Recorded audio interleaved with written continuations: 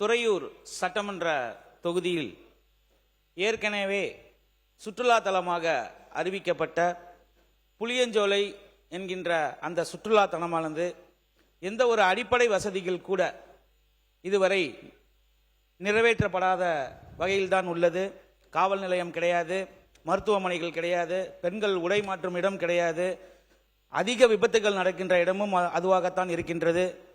Thuraiyur bus ஸ்டாண்டில் இருந்து புளியஞ்சோலைக்கு செல்லும் வழி மிக மிக மிக கூறுகளாக இருக்கின்றது. அபாயகரமான வளைவுகள் 3 இடங்களிலே குறுக்கிடுகிறது.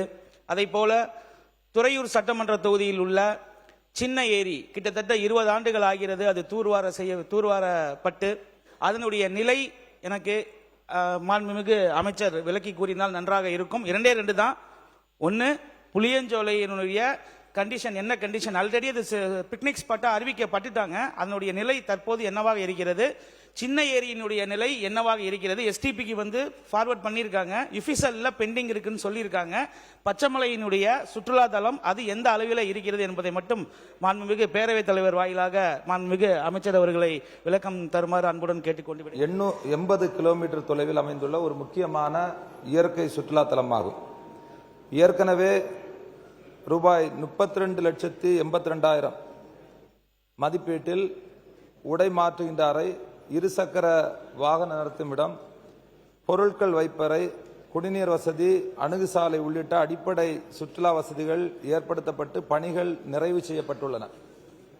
தற்போது ரூபாய் 73 லட்சம் மதிப்பீட்டில் கழிப்பறை, அமரும் இருக்கைகள், சிறுவர்களுக்கான விளையாட்டு உபகரணங்கள், சாலை வசதி, போர்வெல், சுற்றுலா வழிகாட்டி பலகைகள் மற்றும் மின்விளக்கு வசதிகள் உள்ளிட்ட பல்வேறு சுற்றுலா மேம்பாட்டு பணிகள் நடைபெற்று வருகின்றன.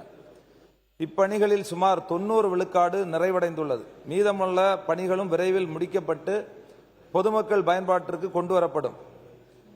இன்னும் மதிப்பிற்குரிய நம்முடைய துணை மாண்பு பேரவைத் தலைவர் அவர்கள் அங்கே 24 மணிக்கூறும் ஒரு காவல் நிலையம் வேணும்னு கேட்டிருக்காங்க.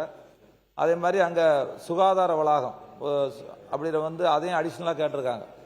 ஆனால் எங்கள் சுற்றுலாத்துறை மூலம் இப்போ இது இன்னொரு டிபார்ட்மெண்ட், இன்னொரு துறை சார்ந்த விஷயம்.